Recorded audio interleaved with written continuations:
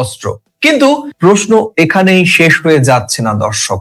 বাংলাদেশ কি শুধুই ম্যানেজ করার হাতিয়ার হয়ে থাকবে, নাকি এই সুযোগে নিজেদের স্বার্থ রক্ষায় বিশ্ব ক্রিকেট নিয়ন্ত্রক সংস্থার কাছ থেকে বড় কোনো সুবিধা আদায় করে নেবে ঢাকা?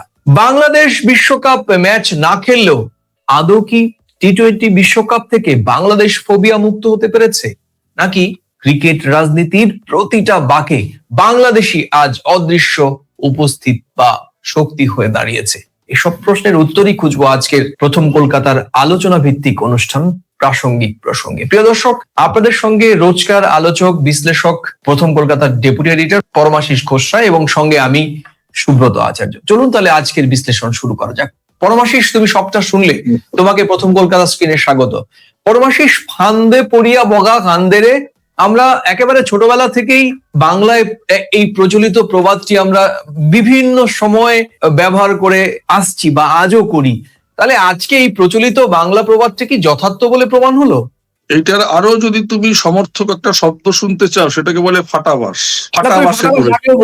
বলছি, আমি পরপর আসছি।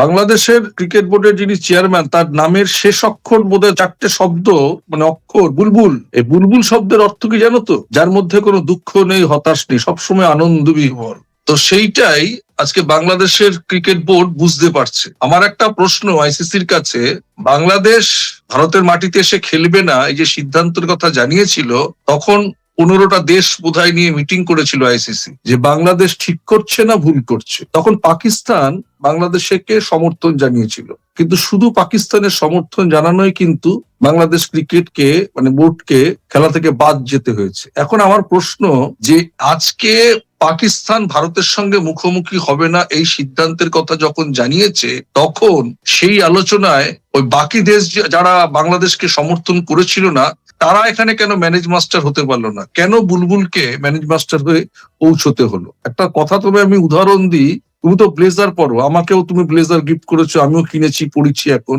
একটা ব্লেজার আমার নষ্ট হয়ে গেছে, কিন্তু সেটা আমার খুব ফিটিংস ব্লেজার। আমি কলকাতার গেছি, ধরো খুব নাম করা দোকান, আমি নামটাই বললাম, সেখানে গিয়ে আমার ছোটখাটো চেহারা ব্লেজার ফিটিংস হচ্ছে না। তখন বললো যে না, আপনার যেটাকে মানে বাতিল করে দিয়েছেন, ওটাকে যদি নিয়ে আসেন আমরা ওটা দেখে বানিয়ে দেবো। আজকে আইসিসি এরকম একটা ফাটাবাসে বলেছে, যাদেরকে বাতিল করে দিয়েছো তাদেরকে নিয়ে ম্যানেজ করতে হচ্ছে। আর সেই জায়গায় দাঁড়িয়ে যদি নীতিতে মেপে মেপে বাংলাদেশ ক্রিকেট বোর্ড আইসিসির কাছ থেকে আগামীর জন্য কিছু ফায়দা নিতে পারে, সেটা হবে সত্যিকারের একটা ক্রিকেটীয় প্রতিবাদ এবং নিজেদের চাহিদা বুঝে নেওয়া। এটা বুঝে নেওয়া উচিত।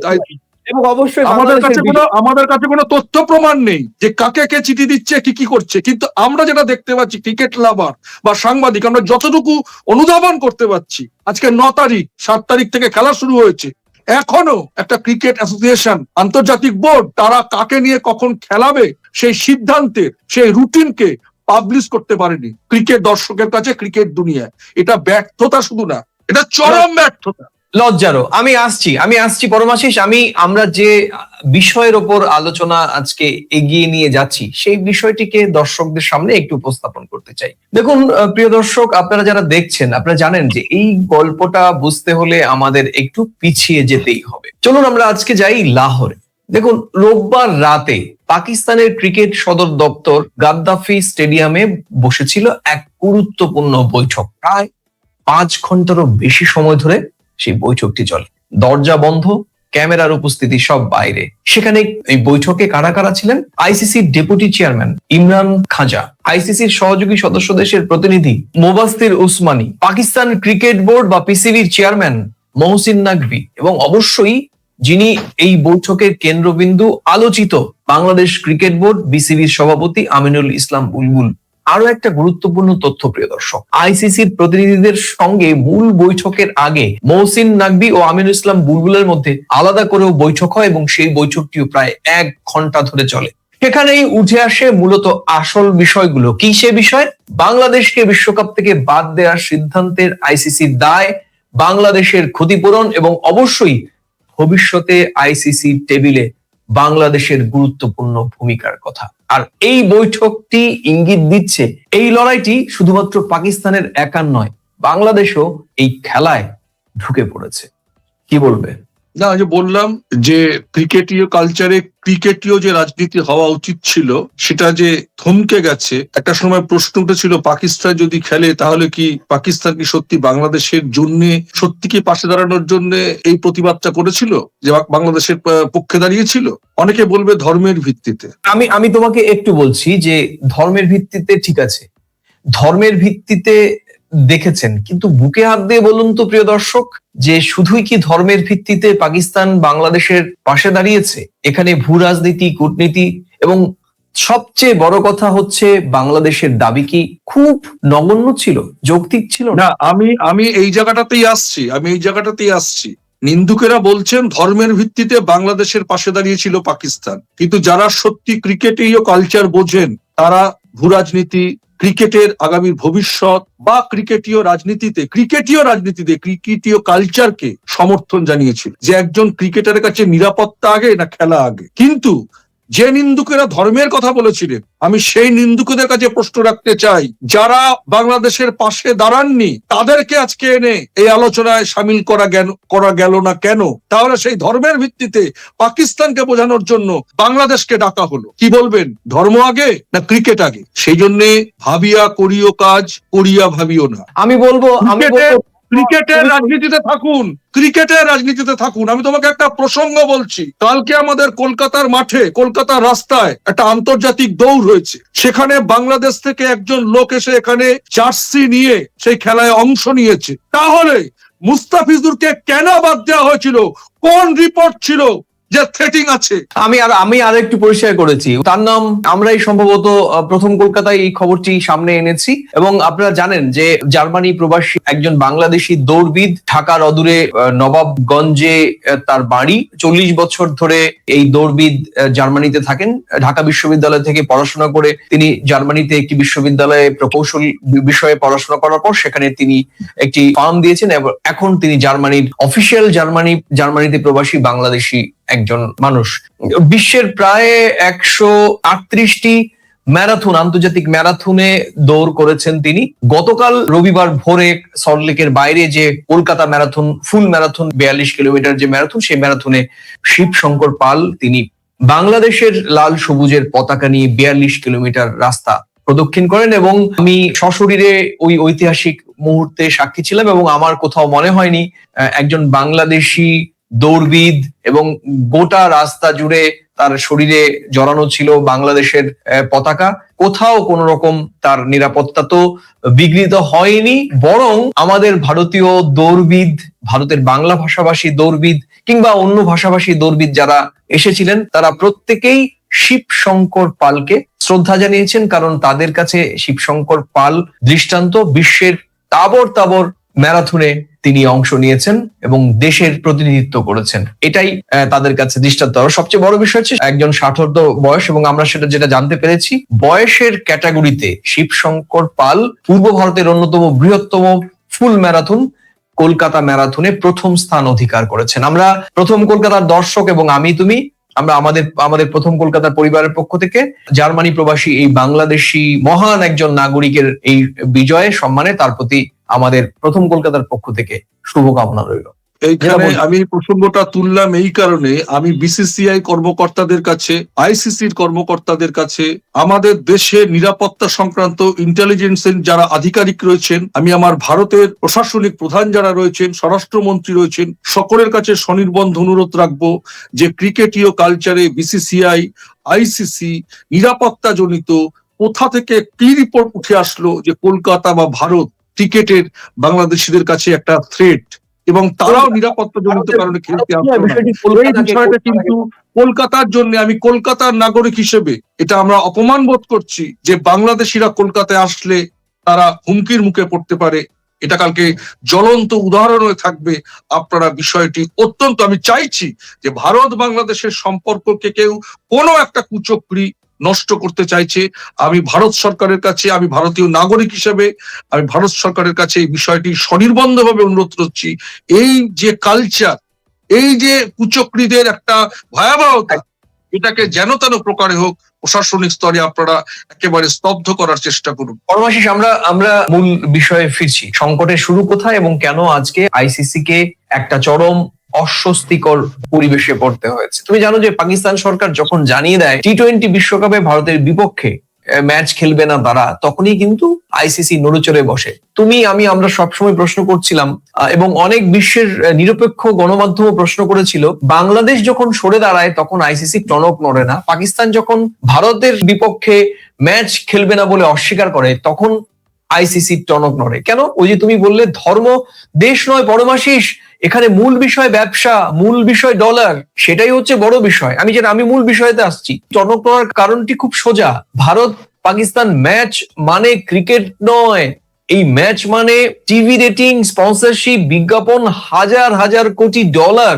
এই ম্যাচ না হলে সম্প্রচারকারী সংস্থার ক্ষতি হবে প্রায় 4,500 কোটি টাকা। ভাবা যায়, ধাক্কা খাবে শ্রীলঙ্কান ক্রিকেট বোর্ড, আর সবচেয়ে বড় আঘাত পড়বে আইসিসির ব্র্যান্ড ভ্যালুতে, যেটা নিয়ে আমরা বিশেষভাবে দুটো পর্ব করেছি। আর এ কারণেই আইসিসি বাধ্য হয়ে আজ নিজেই তাদের সাজানো ফাঁদে পা দিয়েছে। মানে আইসিসি এক বালতি দুধে এক ফোঁটা লেবু ফেলে দিয়েছে, বুঝলে? বাংলাদেশকে বাদ দিলে কি হয়, এটা লেবু ফেলে দিয়েছে, পুরো দুধ কেটে গেছে। এবার বোঝো ঠেলা কি হয়। শুধু তাই নয়, বৈঠক থেকে কিন্তু দুটো বিষয় খুব পরিষ্কার করে আমরা বুঝতে পারছি। দেখুন, আপনারাও জানেন এরই মধ্যে বিভিন্ন গণমাধ্যমে খবর হয়ে গিয়েছে। আমাদের তো আলোচনার মূল বিষয় হচ্ছে বিশ্লেষণ করে সমস্যাকে সামনে এনে সমাধানের পথ দেখানো। আর সেই উদ্দেশ্য নিয়েই বলছি, আমরা বরাবরই বলছিলাম যে বাংলাদেশের পাশে দাঁড়ানো, পাকিস্তানের নৈতিক অবস্থানটি আমরা নিজেরাও সমর্থন করছিলাম।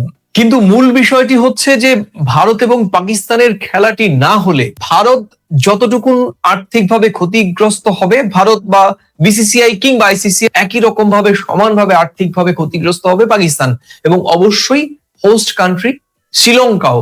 ফলে এখানে একটি বিশাল আর্থিক ক্ষতির সম্ভাবনা বা ক্ষতির মুখোমুখি হতে হবে সব পক্ষকেই। আর এটি সত্যিকার অর্থে একটি আয়োজকদের পক্ষে বা অংশগ্রহণকারী দেশগুলোর পক্ষে কিন্তু মারাত্মকভাবে ঝুঁকিপূর্ণ হয়ে যাবে। কারণ ক্রিকেটটা খেলতে হবে, আর টাকা দিন শেষে ম্যাটার করে। আর সে ক্ষেত্রেই পাকিস্তান এখনো পর্যন্ত যা খবর, 15ই ফেব্রুয়ারি ভারতের বিপক্ষে তারা কিন্তু শ্রীলঙ্কাতে খেলবে। এখনো পর্যন্ত পাকিস্তানের নিজস্ব গণমাধ্যম, ভারতীয় গণমাধ্যম কিংবা আন্তর্জাতিক গণমাধ্যমের যা ট্রেনিং, যা স্বর, যে খবরের যে আভাস, সেই আভাস থেকে পরিষ্কার বলা যাচ্ছে যে 15ই ফেব্রুয়ারি শ্রীলঙ্কায় অনুষ্ঠিতব্য এই চরম হাই ভোল্টেজ ম্যাচটি ভারতের বিপক্ষে পাকিস্তান ক্রিকেট বোর্ড তাদের খেলোয়াড়দের খেলার জন্য সবুজ সংকেত দিতে চলেছে। বা এরই মধ্যে আপনারা যখন এই টকশোটা দেখবেন, এরই মধ্যে হয়তো আনুষ্ঠানিকভাবে ঘোষণাও এসে যেতে পারে। কিন্তু এটা তো বাস্তবিকই ছিল। কিন্তু এর বাইরে নতুন যে দুটো বিষয় যোগ হয়েছে, সেটি কিন্তু আইসিসি কে বাধ্য হয়েই করতে হচ্ছে। কি সেই বিষয়গুলো আমি তোমার মাধ্যমে শুধুমাত্র বলবো। দেখো, পাকিস্তান এখানে কিন্তু একটা ভাইটাল রোল প্লে করেছে। এই যে জিও পলিটিক্স এর বাইরেও যে ক্রিকেট পলিটিক্স, আন্তর্জাতিক ক্রিকেট পলিটিক্সেও যে পাকিস্তান খুব সূক্ষ্মভাবে সংবেদনশীল জায়গায় আঘাত করেছে, এটি তাদের এই যে পরিপক্ক ক্রিকেট রাজনীতির একটি আমি বলবো নিদর্শন। দেখো, এখানে দু ধরনের তথ্য সামনে আসছে। এক ধরনের তথ্য কি, সেটি হচ্ছে পাকিস্তানের নিজের স্বার্থে কিছু শর্ত। কিছু আন্তর্জাতিক ক্রিকেট পোর্টাল দাবি করছে যে আইসিসি থেকে পাকিস্তানের লভ্যাংশ বাড়াতে হবে, ভারত পাকিস্তান দ্বিপাক্ষিক সিরিজ চালু করতে হবে।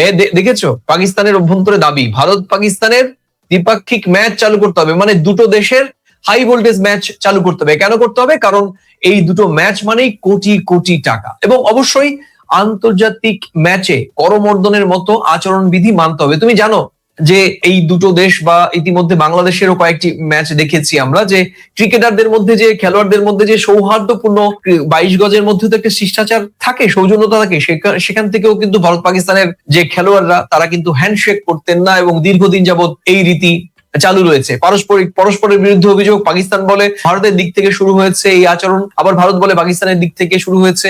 বা ভারত পাকিস্তানের মধ্যে এই যে চলমান যে এই সীমান্ত সংঘর্ষ, বা আমাদের দুই দেশের মধ্যে যে রাজনৈতিক লড়াই, দেশের কূটনৈতিক লড়াই, সেটা সরাসরি প্রভাব পড়েছে ভারত পাকিস্তানের ক্রিকেটের মধ্যে। সেটা একটা তর্কের বিষয়, সেই তর্কের বিষয়ে আমি গভীরে ঢুকতে চাই না। কিন্তু বাস্তবতা হচ্ছে এই তিনটির মধ্যে শেষের দুটি আইসিসির হাতে নেই পরমাশিস।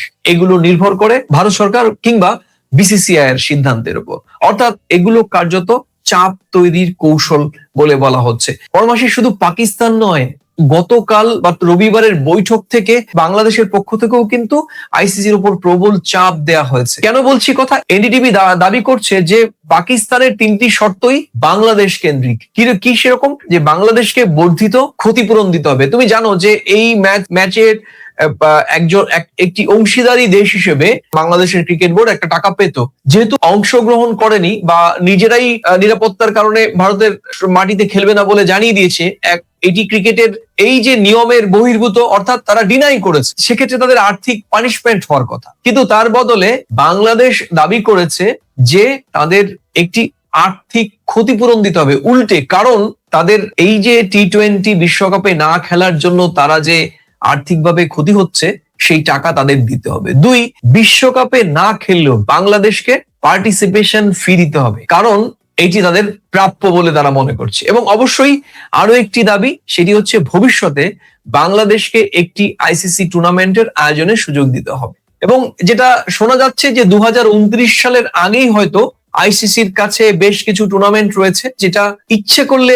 আইসিসি হয়তো বাংলাদেশে শিফট করতে পারে। সেই সুযোগটি এই মুহূর্তে কিন্তু পাকিস্তান ক্রিকেট বোর্ড বাংলাদেশের হয়ে কাজে লাগাচ্ছে। এই দেখো, এই 3টি শর্তই আইসিসির হাতে। আমি আগেও বলেছি যে আইসিসি 2029-এর মধ্যে কয়েকটি ম্যাচ রয়েছে আন্তর্জাতিক, যেগুলো ইচ্ছে করলে আইসিসি পারে বাংলাদেশের স্থানান্তরিত করতে। এই 3টি শর্তই আইসিসির হাতে, আইসিসি ইচ্ছে করলেই সেটা বাস্তবায়ন করতে পারে। এবং সেই জায়গাতেই হাত দিয়েছে এখন পাকিস্তান ক্রিকেট বোর্ড, এবং অবশ্যই সেই আলোচনার টেবিলে বুলবুল সাহেব উপস্থিত ছিলেন। কি বলবে? মানে ভালোই করেছে বিসিবি, মানে বাংলাদেশ ক্রিকেট বোর্ড একদম আইসিসি থেকে ওয়ার্ক অর্ডার নিয়ে তারপর অনুমোদন মানে পাশে দাঁড়াবে। ভালোই করেছে তারা।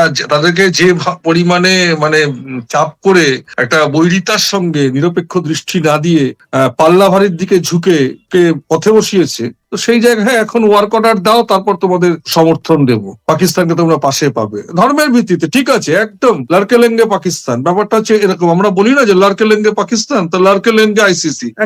একেবারে মানে কি বলবো, মানে একটা কথা আছে বাঙালিদের, একটা কথা আছে, মানে একদম এখানেই বলছি পরমাশিস, আমি তোমাকে থামাচ্ছি, এখানেই বলছে ফান্দে পড়িয়া বগা কান্দেরে। যে বাংলাদেশকে আইসিসি নিরাপত্তার অজুহাতে বাদ দিয়েছিল, আজ সেই বাংলাদেশকেই সামনে রেখে পাকিস্তান আইসিসি কে চাপে ফেলছে। আইসিসি নিজেই নোংরা খেলাটা শুরু করেছিল, আজ সেই খেলাটাই ঘুরে এসেছে তাদের নিজের দিকেই। বাংলাদেশ এখন আর তাদের কাছে সমস্যা নয়, বরং বাংলাদেশ এখন সমাধানের চাবিকাঠি, আর এটাই প্রকৃতির প্রতিশোধ। কিভাবে দেখছো বিষয়টি? ওই ইট ছুড়লে পাটকেল খেতে হয়, আজ কথায় আছে না, যাকে তুমি বাদ দিয়ে দিয়েছো তাকে নিয়ে আবার আইসিসি কর্মকর্তারা মিটিং করলো লাহোরের মাটিতে 5 ঘন্টা ধরে। ভাবতে পারছো? ওই নিউটনের 3rd লর মতো প্রত্যেকটি ক্রিয়ারই সমান এবং বিপরীতমুখী প্রতিক্রিয়া আছে। যাকে তুমি বাদ দিয়েছো তাকেই এখন কাছে এনে তোমাকে উত্তরণের পথ খুঁজতে হচ্ছে, ম্যানেজের পথ খুঁজতে হচ্ছে। আর যারা পাকিস্তানের পাশে মানে বাংলাদেশের পাশে দাঁড়ায়নি, তাদেরকে এখন ভোকাটটা, তারা কেউ নেই। তার মানে এখান থেকে বোঝা যায় নিরপেক্ষতা, গণতান্ত্রিক পরিবেশ আইসিসিতে আদৌ কি আছে? আইসিসিতে এখন আইসিসি এমন কিছু নীতি নির্ধারণ নিয়ে কাজকর্ম শুরু করেছে যেখানে সমতার কোনো জায়গা নেই, এখানে ম্যানেজের জায়গা। এই ম্যানেজের জায়গায় যখন প্রশ্ন আসবে, আজকে যখন এখানে এরা ম্যানেজ করবে পাকিস্তান ভারত পাকিস্তানের খেলা, দেখবে আবার অন্যরা আবার বেঁকে বসবে। একদম ভবিতব্য লিখে রাখো তুমি। আর বাংলাদেশ যেন, আমি বাংলাদেশের ক্রিকেট কন্ট্রোল বোর্ডের আধিকারিকদের কাছে আমি মানে ক্রিকেটের লাভার হিসেবে ভারত বাংলাদেশের সম্পর্কের সমতার অধিকারী, সমান দৃষ্টিভঙ্গিতে, সম্প্রীতির জায়গা থেকে, সম্পর্কের নিরিখে, ঐতিহ্যের নিরিখে, ভৌগোলিক আমাদের পরিবেশ, আমরা একই দেশ একই আত্মা। আমাদের বিদেশ মন্ত্রক বলেছে ডিএনএ, আমাদের মন্ত্রী বলেছেন বাংলাদেশের সঙ্গে আমাদের ডিএনএ সম্পর্ক। আপনারা পুরোপুরি বুঝে নিন, পুরোপুরি বুঝে নিন। এখনই সময়।